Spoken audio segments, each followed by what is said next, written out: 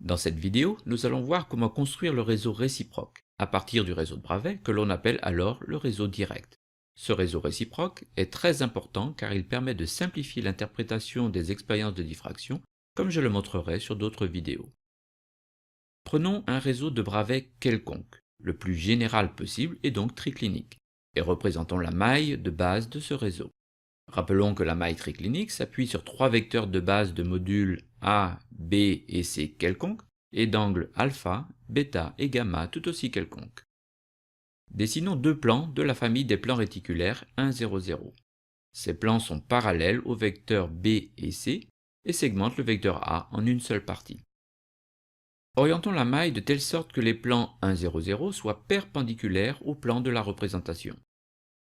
La distance interréticulaire, c'est-à-dire la distance entre deux plans adjacents de la famille, est D 1, 0, 0. Notez que dans le cas général de la maille triclinique, cette distance n'est pas égale au module du vecteur A. Construisons un vecteur, noté A étoile, perpendiculaire au plan 1, 0, 0 et ayant pour module 1 sur D 1, 0, 0.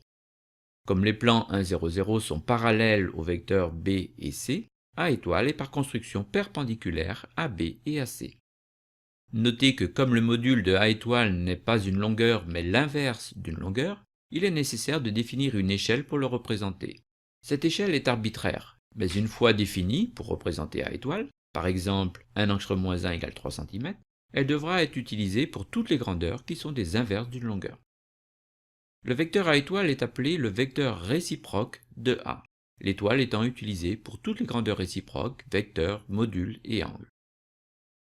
Revenons à la vue générale et masquons les plans 1, 0, 0. Dessinons maintenant deux plans de la famille des plans réticulaires 0, 1, 0.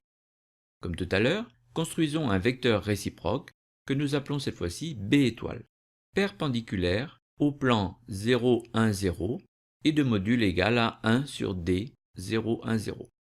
Notez que B étoile est perpendiculaire à A et à C, puisque les plans 0, 1, 0 sont parallèles à A et à C. Notez aussi que le module de B étoile est plus petit que le module de A étoile, car la distance entre les plans 0, 1, 0 est plus grande que la distance entre les plans 1, 0, 0.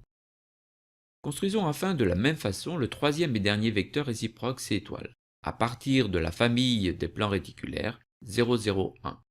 Comme la distance entre les plans est relativement petite, le module de C étoile est assez grand. C étoile est perpendiculaire à A et à B. Nous venons de construire les trois vecteurs réciproques de base, A étoile, B étoile et C étoile.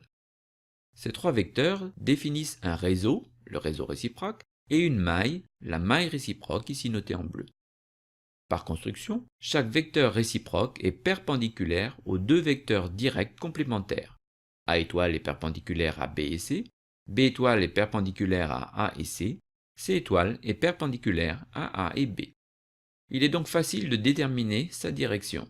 Cependant, pour connaître son module, il est nécessaire de calculer la distance entre les plans réticulaires, ce qui est relativement compliqué dans le cas général d'une maille triclinique.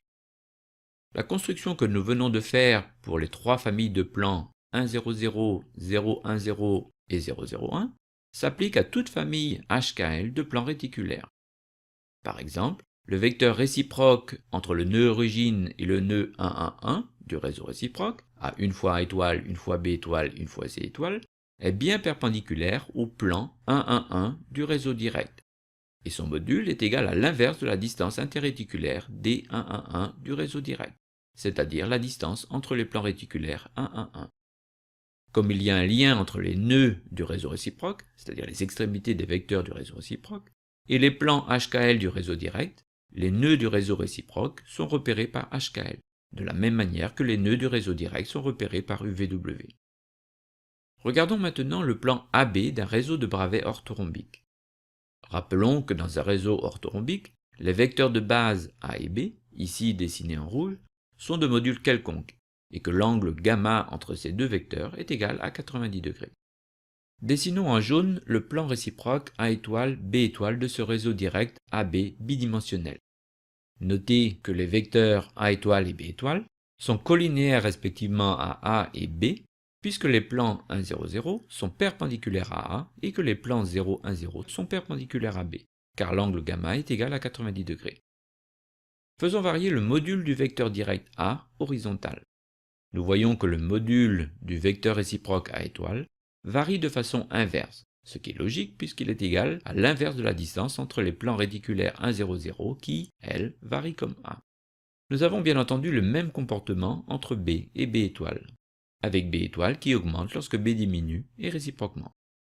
Changeons maintenant l'angle entre A et B, ce qui nous conduit à un réseau moins symétrique que le réseau de Bravais orthorhombique. Par construction du réseau réciproque, A étoile est perpendiculaire à B, et B étoile est perpendiculaire à A. Par conséquent, lorsque l'angle direct gamma augmente, l'angle réciproque gamma étoile diminue, et réciproquement. Nous avons vu que chaque nœud HKL du réseau réciproque correspond, par le vecteur réciproque de l'origine au nœud, à une famille de plans HKL du réseau direct. Illustrons ce principe général avec le nœud 3, 1, 0 du réseau réciproque et la famille de plans 3, 1, 0 du réseau direct. Nous voyons que le vecteur réciproque de l'origine au nœud 3, 1, 0 du réseau réciproque est toujours perpendiculaire au plan 3, 1, 0 du réseau direct, quels que soient les paramètres de maille, et que ce module est inversement proportionnel à la distance entre les plans. Pour terminer, rappelons que dans le réseau direct, un nœud est noté sous la forme UVW, une droite nodale UVW avec UVW entre crochets, et un plan réticulaire HKL avec HKL entre parenthèses. Dans le réseau réciproque, en lien avec la construction que nous venons de voir, un nœud est noté HKL, et par analogie, une droite nodale HKL avec HKL entre crochets, et un plan réticulaire UVW avec UVW entre parenthèses. Dans cette vidéo, nous avons montré, sans nous appuyer de façon explicite sur des formules mathématiques, comment construire un réseau réciproque à partir du réseau direct, et nous avons illustré la relation de réciprocité entre les deux types de réseaux.